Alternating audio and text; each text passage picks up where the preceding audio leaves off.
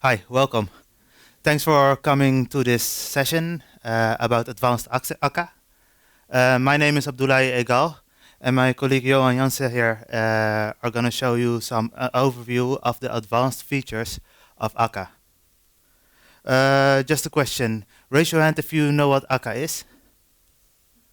Okay, great. Lots of fingers, so we can start. We're going to cover a few concepts of Akka. The first part will be done by me. The second part will be done by Johan, who's going to do some awesome stuff with the Raspberry Pis that are there, but I don't want to spoil too much. So, why should you use Akka in the first place? Akka is a tool set, framework, or a runtime that is built to create actor-based applications. And actor-based applications already exist since the 70s, and those applications are concurrent and scalable and fault tolerant. So Akka is actually a toolkit that is adopting the actor-based concept, which also adds the ease of use, and it also gives a more natural programming experience. So with Akka, it doesn't matter if the actors you are using live on different machines, because with Akka, calling different machines or calling actors on different machines works the same. So before we begin, a little disclaimer. We're gonna show you some production code. We're gonna show you some code, but please don't use that code in production. The code that we are showing is made easy and understandable. So we focused on making the code understandable. So please don't use it in production, because there are some things we use which are not safe to use. For example, we are passing strings to actors, which you shouldn't do. So let's start with an actor, because I've been calling actor-based applications. So what's an actor?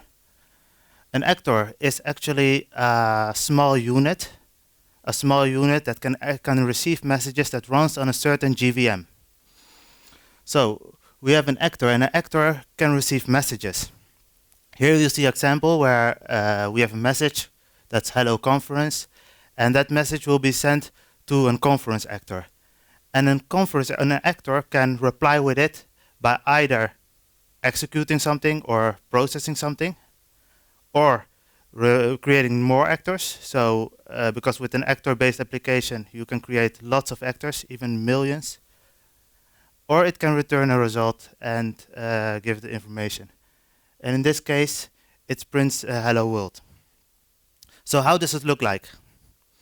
In the first part, you'll see a normal Scala class named worker, and it extends actor.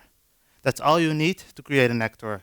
And that class will have to override a function called receive, and that's the place that's the function that will get executed the moment the actor gets a message. So you have actors all over your system, and the moment it gets a message, that receive function will be called. To create this, or to actually use this, you have to create an actor system. That's the line below it. The example actor system, and that actor system is needed because actors need to run in an actor system. The line under it, the system.actorOf, creates an actor, and you just have to give the actor name on it with props before it, and it will give you a reference to the actor. Note that this is not a reference to a real object, it's just a reference of where the actor is. Because right now we know this is a local actor, but with Akka it doesn't matter if you're using a local actor or a remote actor, you just have a reference. So after this we don't care if this is a local actor or a remote actor, it just works the same. And in the last line we tell the actor to send this message. So we send a hello conference message, and we do that with the exclamation mark, which actually calls the tell method. You can use the same for Java. So you can use Akka also for Java. So next up, the remote actors. Remote actors, I already said, they work similar, but they live on a different machine. So instead of having just one actor on one machine, you can also have another actor on another GVM. And calling the remote actor is a little bit different, or creating or referring to the remote actor is a little bit different. On top, you see how to create a local actor. And below that, you'll see how to call a remote actor. And you just have to give an address. All actors that you create will have an address on a certain location. And by referencing to the address or selecting that address, you will select the actor. And after that, it's just the same. You can you can send messages to the actor, and you can do the same things with the actor, just like a local actor. Before you can use remote actors, you do have to add a bit of configuration to set things up. It's standard configuration, so it's not that hard to add to it. You just have to add it to your configuration file. So how does a remote actor work? You just have a message, hello conference. You will send that first to your local actor, and your local actor just knows the actor reference, so it can forward that message to the remote actor. And in this case, the remote actor sends a message back to the local actor. Please note, instead of you working with serialization and deserialization or sending calls to different machines, it just works like a natural programming experience, like you're calling a local object, but it's a remote one. Okay, next up, scheduling. Imagine you don't want to call an actor immediately, but you just want to delay it, like I want to send a message to the actor after a second. You can use this, for example, during tests that you want to test some latency or test the behavior if you send messages later on. You can use that with the system.scheduler.schedule once, and it will schedule it once after a second. The first argument, the second argument is the actor, and the third argument is the message you want to send. But more interesting, what if you want to schedule periodically, like I want to do something every 5 seconds, and we're going to see some examples later on which we're going to use this. Then you can use the schedule function to send a message every interval to an actor. Please note, if you're using the schedule function, you cannot use actual times or actual points in times. So to do that, you have to use quartz. Okay, next up is the cluster. So Johan Janssen will take over.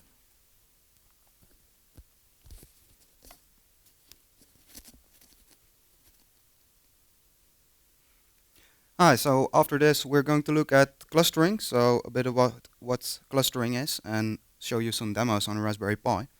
So what's a cluster? It's more or less when you have a group of machines for failover or whatever reason, maybe because you need lots of processing power, then you can run the same actors on different actor systems on different machines to make sure that they can handle all the load. To be able to do that, you need to define seed nodes. Seed nodes are like the entry points for all the other nodes in the cluster. So the other nodes, as soon as they come up, they will contact the seed nodes and let them know, oh, I'm here. And to do that, that's really easy. I mean, you just configure it again in the configuration file. And in this case, we choose to pick 2 seed nodes. What happens when you put on the first seed node, which is running on port 2551, so it's one of the 2. Then we get a message from that actor system that the seed node on port 2552 is not up and running yet. It expected that there would be a second one. And as soon as you put the second one up, we get messages that both are up. And you get the message on both machines, or in this case, both JVMs. They were running on the same machine. And after that, when we have a coordinator up and running, we can then say, okay, send a message to the coordinator node and register both workers so that the coordinator node knows where all the worker nodes are living. And then if it's registered, we get automatically the information, okay, I've seen two other actor systems, one that is running on port 2551 and one that's running on port 2552. And that's still quite basic functionality. If you want to do like serious stuff with clustering, you probably will do routing. And routing is basically, see it as clustering with load balancing, more or less. So it makes it a lot easier to work with load balancing applications. So the cool thing is it's a built-in load balancer, so you don't need anything extra.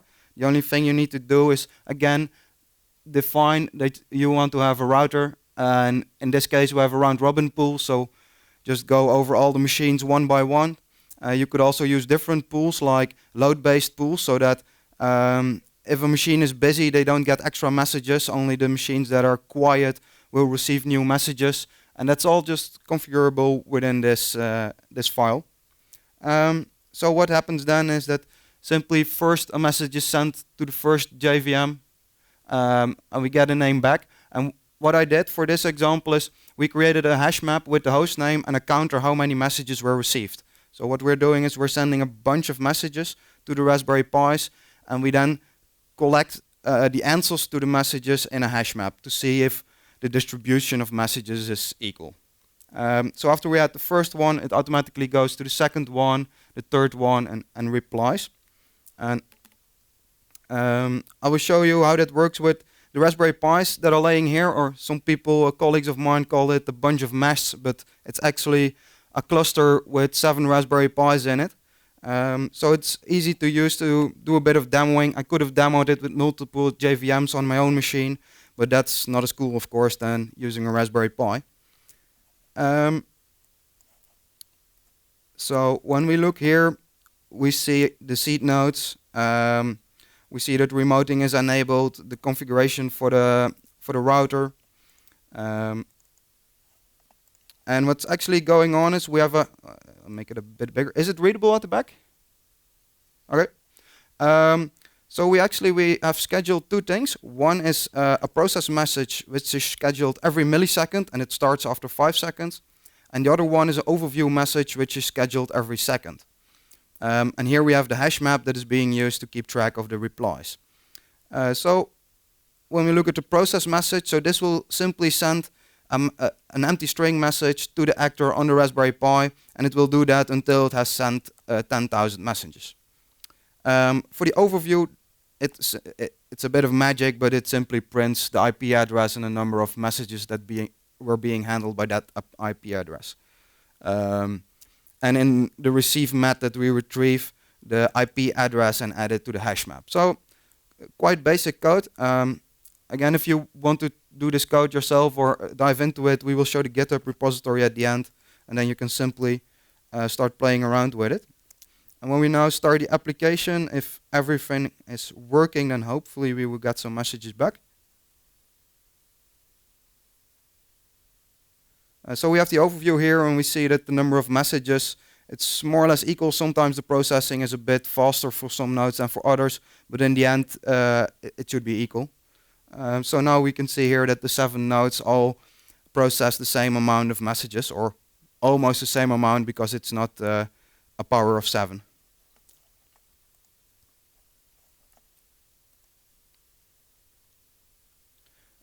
So cluster singleton.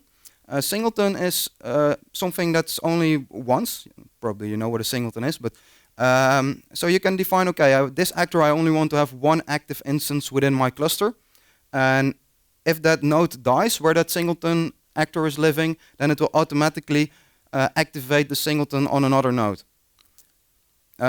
So what we see here is now the singleton is at the top node, and it will reply from that node.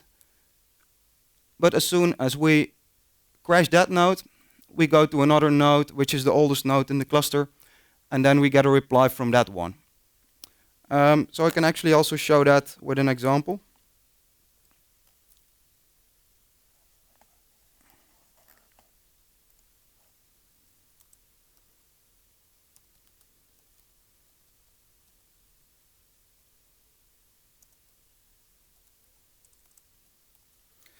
First I have to figure out which one, where the cable I have to pull out. So now It will start with the first cluster and send replies, or the first singleton in the cluster, and it will send replies from that one, if it is working. Yeah. So from port 81, and now I just shut down the Raspberry, which is running on IP address 81. So we already get a warning like, okay, we cannot access that node anymore. We're trying to search a new node, and then hopefully, yeah, it's picking up another node. So now it's at IP address 82, just continuing to process the messages. So that's an easy way to make sure only one item is active. For instance, if you want to do things like scheduling, you don't want to have a scheduling job to run on multiple machines. That's not really the thing you want. At least I don't think you want that.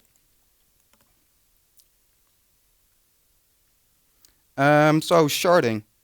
Sharding is a way to dividing the load more or less over a cluster.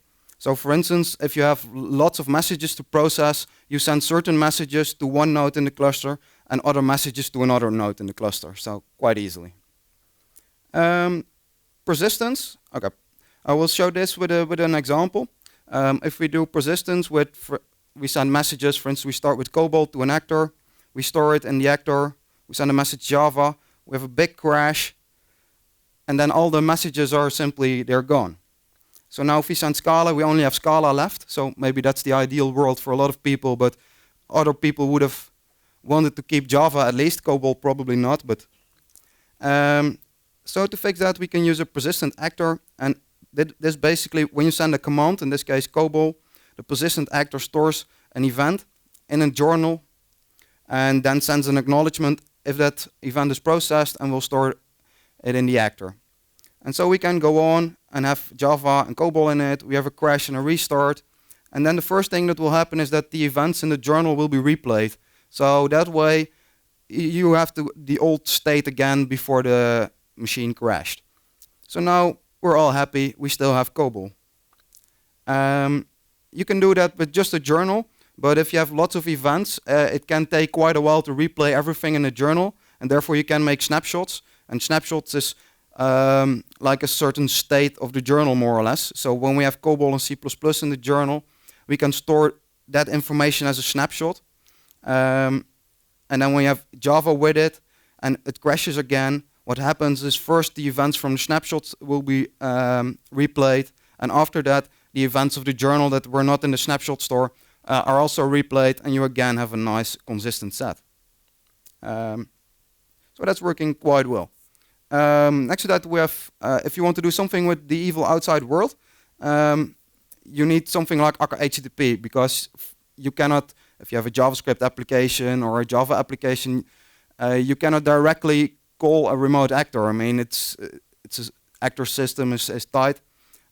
So you can expose functionality with Akka HTTP and just create REST endpoints, and that's quite easy to do. So now my colleague will take over for the last part.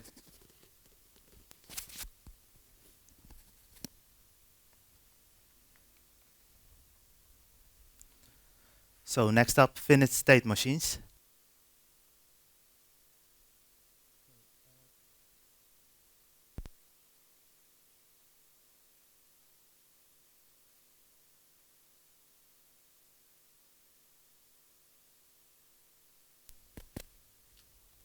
Test. Okay.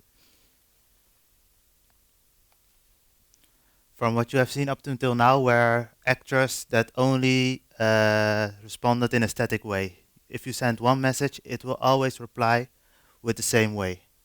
And finite state machines, with finite state machines, you can also give actors extra information. An actor can also have a state, and it can also have events. And based on the event, a state can change. So for example, the actor now does one action, and if you change the event, or if you change the state with an event to the actor, it will do something else. And here we have an example. You have three statuses of projects: a new project, a project that is in progress, and a project that became crappy. And if you an actor standardly has just one state, so it starts with a new project, and depending on the message you give to the actor, the state might change. So here we have an example where the state of the actor is still new project, And the actor will get a message like, work harder. And luckily that doesn't change the state, it just works harder. So imagine you'll get another event which says, good job, you're doing well. So instead of staying in the new state, it goes to another state. It goes to the state in progress. And once the actor is in progress, it might react differently based on the based on the messages or the events it will receive. And this can continue, like it goes to a wrong direction, the state might change again, and it goes to a crappy project. And the solution to that would be use Akka. But you decided not to do that, and you're still using WebSphere 4. So you're back again in a new state. And again, you'll get a good job. It goes to the wrong direction, so it can continue. And if you get the question, use Akka, and you don't do it, then the best solution is get another job. So the conclusion. Akka is a framework that can be used for Scala. We've shown Scala, but you can also use it for Java and for .NET. There's even a .NET version of it. And Akka is quite easy to use. It might have a small learning curve, but once you get past that, it's quite easy to use, and it feels quite natural to build applications with it. Some features in Akka are still experimental, but that does change over time. Like before we started, Akka HTTP was experimental. Now it's not anymore, so that's a good thing. So Akka is just, it's quite easy to use if you, for example, look at the code examples we have. There are some code examples on GitHub where we put working code of all the examples we've given in this presentation. And again, the disclaimer, please don't use that code in production. And that's it. Thank you very much.